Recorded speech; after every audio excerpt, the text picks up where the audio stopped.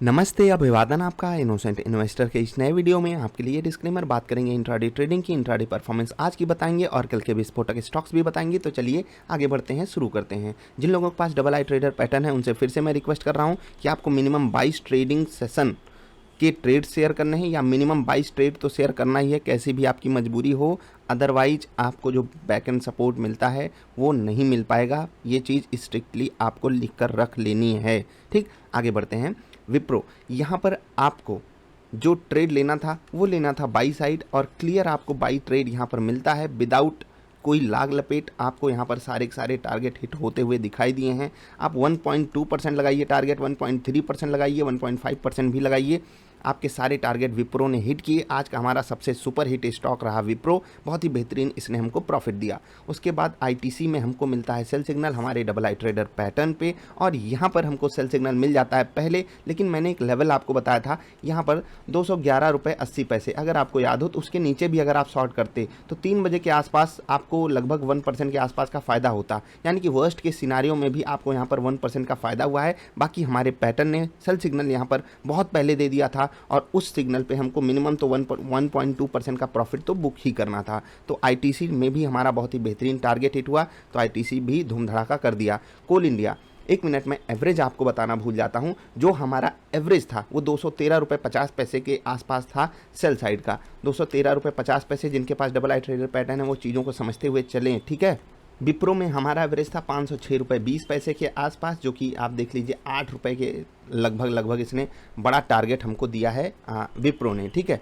कोल India, यहाँ पर भी हमको परफेक्ट सेल सिग्नल मिलता है, और हमारा एवरेज जो था वो 148.70 रुपये के आसपास था।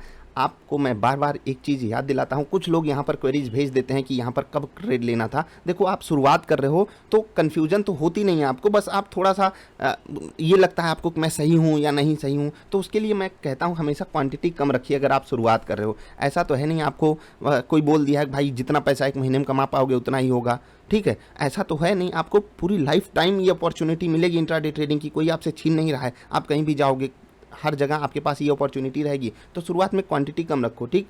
अब आपको सेल सिग्नल कहाँ पर मिलता है? सेल सिग्नल आपको 148 रुपये के आसपास मिलता है, ठीक। अब वहाँ से ये जो 70 पैसे का डिफरेंस आता है वो केवल आता है रिट्रेसमेंट पे। अगर आपको रिट्रेसमेंट मिल रहा है तो उसका यूज कीजिए। विप्रो में नहीं मिला तो हम नहीं यूज कर पाए, लेकिन कोल इंडिया में मिला तो उसका पूरा यूज कीजिए। अब देखिए स्टॉक अगर यहाँ तक आ गया हमारे फेवर में, अब यहाँ से रिवर्स कर जाए तो स्टॉप लॉस हमको देना ही पड़ेगा, हम कुछ नहीं कर सकते। लेकिन ट्रेड लेते ही 1-2 मिनट में आप कह दो कि नहीं मैं गलती कर गया, जल्दीबाजी कर गया, तो ये नहीं चलेगा। आपको इत्मीनान से क्वांटिटी कम रखो, ट्रेड लेते रहना है।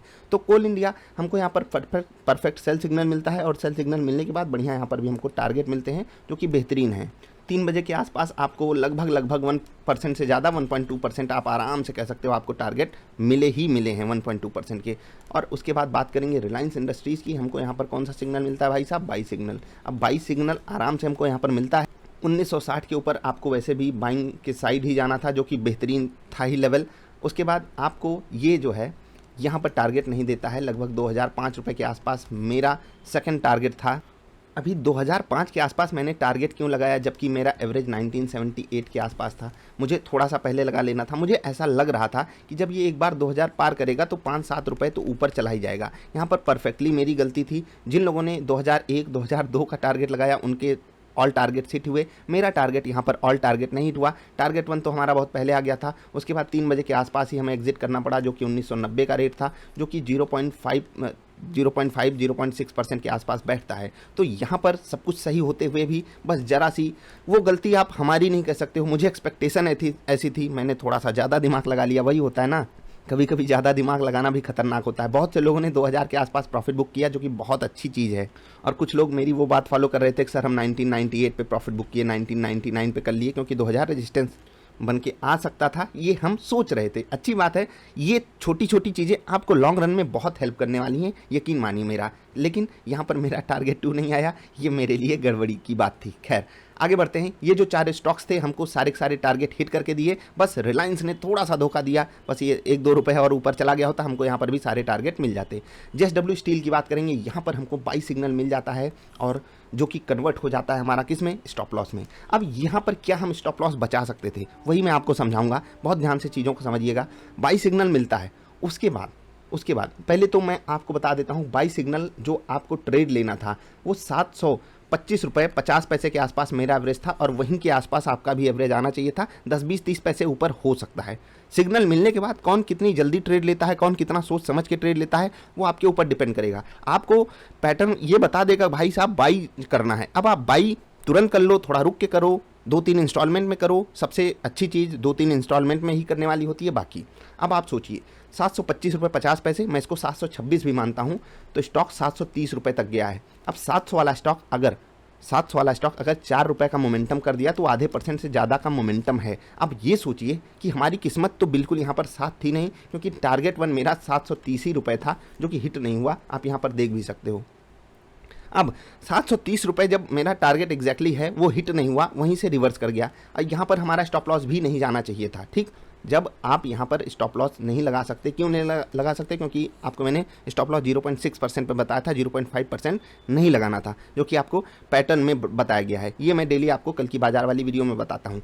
वापस ही हमारे टारगेट 1 के पास आता है और वापस रिवर्स करता है। अब यहाँ पर मैं स्टॉप लॉस इसलिए नहीं बचा पाया क्योंकि मैं अन्य ट्रेड्स में बिजी था। आप बचा सकते थे क्या? जी हाँ, आप कॉस्ट पे एग्जिट करते कि दोबारा मेरे टारगेट 1 के ही पास आया और फिर से रिवर्स कर रहा है, तो आप यहाँ पर कॉस्ट पे एग्जिट करते, जो कि आपकी जेब से कुछ नहीं जाता। मेरी जेब से 0.6% टू बी प्रिसाइज कह सकते हैं, क्योंकि यहाँ पर डायरेक्टली हमारा स्टॉप लॉस हिट हुआ है। हम यहाँ पर कुछ कर सकते थे, जी हाँ कुछ कर सकते थे। स्मार्ट डिसीजन लेते तो मैं अपना स्टॉप लॉस बचा लेता। आपको कैसे बचाना था? एक बार कोशिश किया, ठीक है, दोबारा कोशिश किया और फिर नीचे चलाया, तो ऑफकोर्स ये बात है कि ये जो लेवल है सपोर्ट का वो टूट जाएगा, तो स्टॉक जो है वो गिर जाएगा। खैर, JSW स्टील हमारे फेवर में नहीं चल पाया, जबकि हमारे पक्ष में आधा % गया भी था।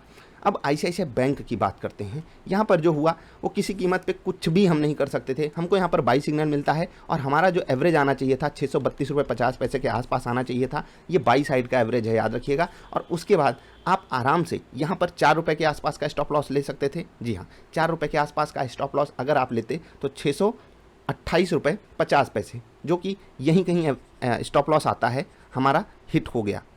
अब सोचिए कि ये इतनी बड़ी सिविक बनी, अगर हम थोड़ा सा और नीचे भी एवरेज किए होते बाई साइड के ट्रेड में, तो भी ये देखिए स्टॉप लॉसेस खा जाता। हम कुछ कर सकते थे? यहाँ बिल्कुल नहीं कर सकते थे। ये 2 स्टॉप लॉसेस, एक तो हमारी गलती से हो गया, आप कह सकते हो JSW स्टील, वहाँ पर मैं कॉस्ट पे एग्जिट कर सकता था, लेकिन ICICI बैंक में मेरे पास कोई चारा नहीं था कि मैं एग्जिट कर लेता, क्योंकि स्टॉक में जहाँ पर हमने बाइंग की वहाँ के ऊपर वो बार बार जाने की कोशिश ही नहीं कर पाया। आप देखिए वही लेवल रेजिस्टेंस बन के रह गया सारा दिन, कभी रेजिस्टेंस कभी सपोर्ट। हम यहाँ पर कुछ कर सकते थे? नहीं। तो ये ट्रेड हमारे पैटर्न पे बिल्कुल फिट नहीं बैठा। बाकी 4 ट्रेडों ने हमको टारगेट दिया और JSW स्टील यहाँ पर हम बचा सकते थे खुद को, लेकिन नहीं बचा पाए। तो 2 स्टॉप लॉसेस हम कह सकते हैं 1.2%, उसके बाद एक टारगेट 0.6%, 0.5% टू बी प्रिसाइज, और 3 हमारे टारगेट आए हैं 1.2% के आसपास, जिनको हम 3.6% भी कह सकते हैं।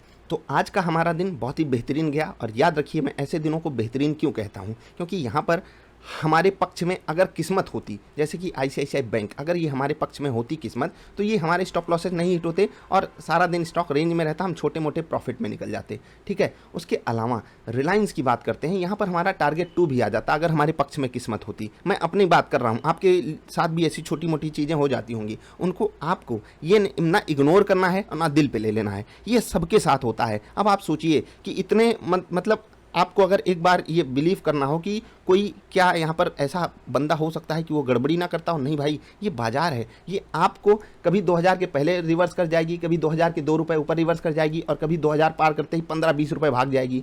मुझे वो एक्सपेक्टेशन रिलायंस में लग रही थी। क्यों लग रही थी? क्योंकि आज बाजार पॉजिटिव थी, ठीक है, प्लस रिलायंस भी काफ़ी दिन बाद चलने का मूड बनाया था। मुझे ऐसा लग रहा था 2000 पार करेगा, धूम धड़ाका हो जाएगा, लेकिन नहीं हुआ। तो कुछ हम कर सकते हैं? नहीं कर सकते। सारा दिमाग किया कराया पानी फिर जाता है। बस काम क्या आता है? काम वही आता है जो हम आपको समझाते हुए आ रहे हैं, रूल्स। अगर आप रूल्स को फॉलो करते हुए चलोगे तो आपके फेवर में चीज़ें होती रहेंगी। ठीक, लॉन्ग रन की बात हमेशा प्रॉफिटेबल पे होनी चाहिए कि पैटर्न प्रॉफिटेबल है या नहीं, वो आप बैक टेस्टिंग करके जाकर देखिए। कुछ दिन हमारी परफॉर्मेंस अच्छी नहीं जाती है, लेकिन जिस दिन अच्छी जाती है उस दिन हम बड़ा गेन करते हैं। जैसे कि आप जब कल की परफॉर्मेंस देखोगे तो काफ़ी चीज़ें हमारे फेवर में नहीं थी, आज भी कुछ चीज़ें हमारे फेवर में नहीं थी, लेकिन फिर भी दिन बहुत अच्छा गया। अगर बाजार फ्लैट खुल के इतना ऊपर गई होती तो नो डाउट बहुत से बड़े बड़े टारगेट्स हम अचीव करते। शायद ICICI बैंक भी हमको बढ़िया टारगेट दे जाता, ठीक, JSW स्टील हमको स्टॉप लॉस नहीं देता, वो आराम से भाग जाता, रिलायंस हमारे सारे टारगेट हिट कर देता। ठीक, ये आपके भी पक्ष में होगा।